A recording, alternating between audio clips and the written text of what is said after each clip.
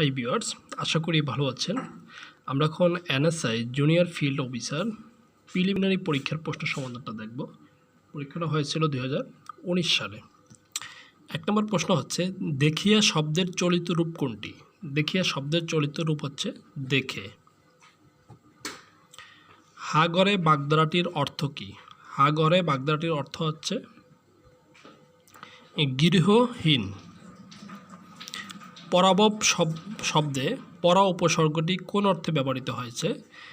এটা হচ্ছে বিপরীত অর্থে ব্যবহৃত হয়েছে। এক কথায় প্রকাশ করুন, যে নারীর হাসি সুন্দর। এর এক কথায় হচ্ছে সুস্মিতা। 5 নম্বর, কাজী নজরুল ইসলাম কোন পত্রিকার সম্পাদক ছিলেন? তিনি হচ্ছে ধূমকেতু পত্রিকার সম্পাদক ছিলেন। সন্ধি ব্যাকরণের কোন অংশে আলোচিত হয়? সন্ধি হচ্ছে ধ্বনিতত্ত্বে আলোচিত হয়। ভাষার কোন রীতি নাটকের সংলাপ ও বক্তৃতার জন্য অনুপযোগী? এটা হচ্ছে সাধুরীতি। সাধুরীতি অনুপযোগী, আর চলিত রীতি হচ্ছে উপযোগী। নির্দিষ্ট পরিবেশে মানুষের কথা ও ভাবের প্রতীক কোনটি? ভাষা। মহৌষধি শব্দটির সঠিক সন্ধি বিচ্ছেদ হচ্ছে মহাযোগ ঔষধি। এক কথায় প্রকাশ করুন, অনেক অভিজ্ঞতা আছে যার হচ্ছে অভিজ্ঞ। চোখ পাকানোর বাগধারাটির সঠিক অর্থ কী? হচ্ছে ক্রোধ দেখানো। কোট শব্দের পরিভাষা কোনটি? কোট শব্দের পরিভাষা হচ্ছে সংকেত। সুলতানার স্বপ্ন গ্রন্থটি কোন সাহিত্যিকের রচনা? এটা হচ্ছে রোকেয়া সাখাওয়াত হোসেন। কোন কবি ছন্দের জাদুকর নামে পরিচিত? Satyendranath Dutta.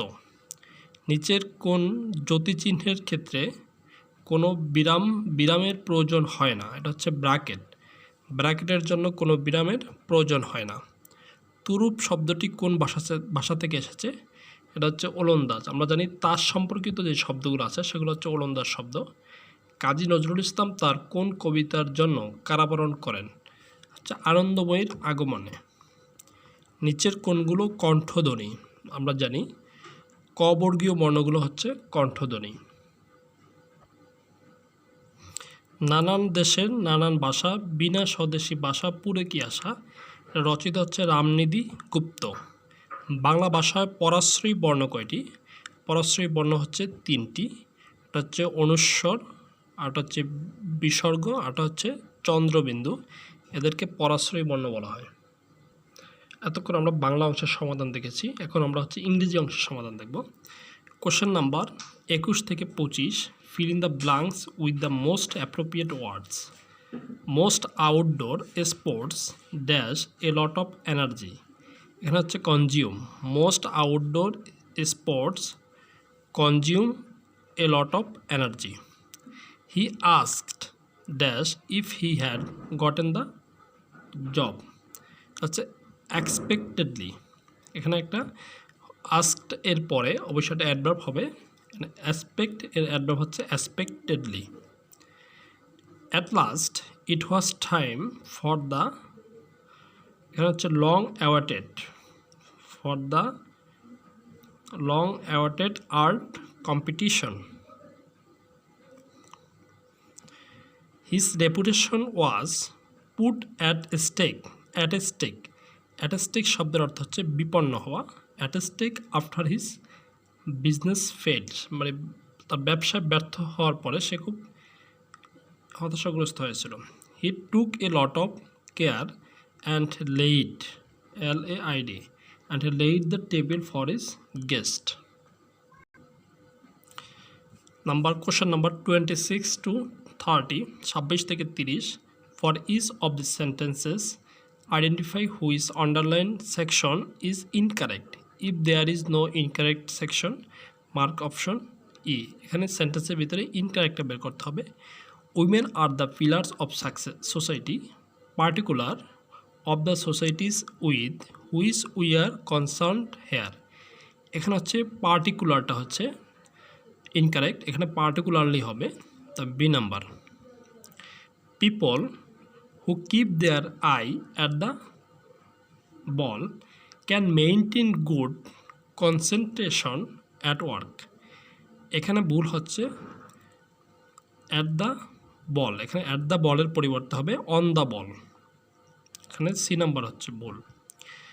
Females R viewed as inferior to males in nations ruled by patriarchy। এখানে হচ্ছে অ্যাজের কোনো প্রয়োজন নেই, অ্যাজটা হচ্ছে অতিরিক্ত ব্যবহৃত হয়েছে, এখানে বি নাম্বার ভুল। The athletes' movements was restrained, fluid, and seemingly effortless to the viewers। এখানে হচ্ছে সিমিংলি শব্দের পরিবর্তে সিমড হবে। In the agrarian industry, the farmers nurture the land because it is the source of their incomes। এখানে ভুল হচ্ছে প্রথমে ইন্দার পরিবর্তে শুধু ইন হবে, ইন অগ্রেরিয়ান হবে। Question number 31 to 35, choose the correctly spelled word. প্রথমটা হচ্ছে ceaseless, C number CEASELE ceaseless শুদ্ধ। তারপরটা হচ্ছে সি নাম্বার DAUBER। তারপরটা হচ্ছে বি নাম্বার HAUGHTY। তারপর হচ্ছে 34 নাম্বার হচ্ছে A number decisive, DECISIBE। 35 number হচ্ছে বি। আর নাম্বার 36 হচ্ছে what kind of noun is the word boy. Boy কোন প্রকার নাউন? বয় হচ্ছে কমন নাউন, এটা হচ্ছে নাম্বার সি, বয় হচ্ছে কমন নাউন। এটা দ্বারা সমস্ত ছেলেদেরকে বোঝাচ্ছে যেন common noun. Number 37, she have always runs quite fast. এখানে অলওয়েজটা কি? হেয়ার অলওয়েজ ইজ হচ্ছে an adverb. Which of the following is not a plural form of buffalo. বুফেলোর প্লুরাল ফর্ম কোনটা নয়? এখানে হচ্ছে এ নাম্বারটা নয়, বুফেলোস নয়। এখানে বুফেলো লেখা যায়, বুফেলোসও লেখা যায়, বুফেলোস এটাও লেখা যায়। What is the correct passive form of I saw him go to the garden. এটা কারেক্ট প্যাসিভ ফর্ম হচ্ছে he was seen to go to the garden. Number 40, what is the adjective form of the word obligate. অবলিগেটের adjective হচ্ছে obligatory. এই ছিল ইংরেজি অংশের সমাধান। আমি এখন সাধারণ জ্ঞান অংশের সমাধান দেখব এবং গণিত অংশের জন্য আরেকটা ভিডিওতে সমাধানটা দিয়ে দেব। কোশ্চেন নাম্বার 61 থেকে 80 পর্যন্ত হচ্ছে সাধারণ জ্ঞান। বাংলাদেশ জাতীয় ক্রিকেট দলের নতুন কোচ কোন দেশের নাগরিক ছিল? তখন ছিল হচ্ছে দক্ষিণ আফ্রিকার। মেক্সিকো কোন মহাদেশের অন্তর্ভুক্ত? মেক্সিকো হচ্ছে উত্তর আমেরিকা। আমরা জানি উত্তর আমেরিকা মহাদেশের সবচেয়ে বড় 3টি দেশ হচ্ছে মেক্সিকো, কানাডা, যুক্তরাষ্ট্র। এশিয়া ও ইউরোপকে নিচের কোন প্রণালী পৃথক করেছে? এশিয়া ও ইউরোপকে যে প্রণালী পৃথক করেছে সেটা হচ্ছে এখানে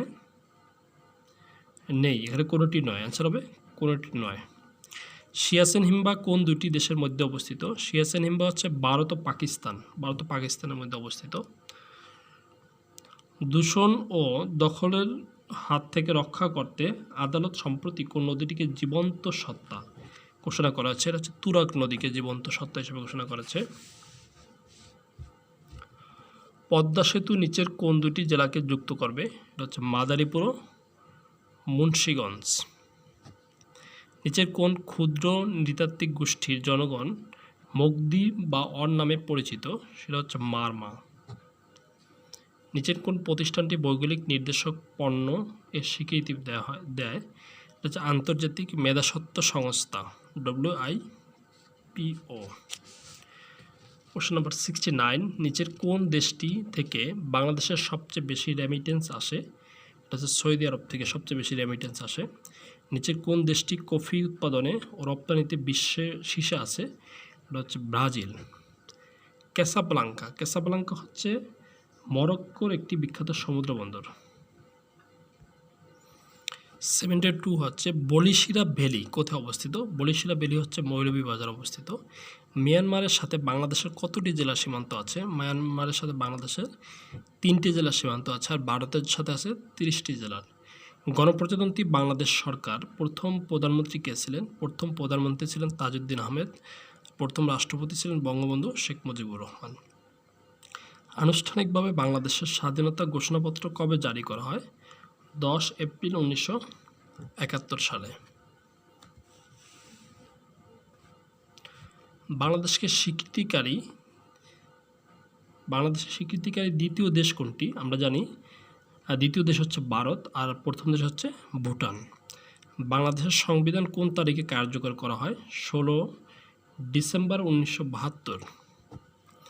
বাংলাদেশের জাতীয় সঙ্গীতে কোন বিষয়টি প্রধানভাবে আছে? এটা হচ্ছে বাংলা প্রকৃতির কথা।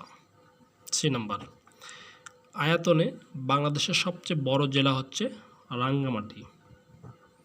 নিচের কোন ভৌগোলিক রেখাটি বাংলাদেশের উপর দিয়ে অতিক্রম করেছে? হচ্ছে কর্কট ক্রান্তি রেখা।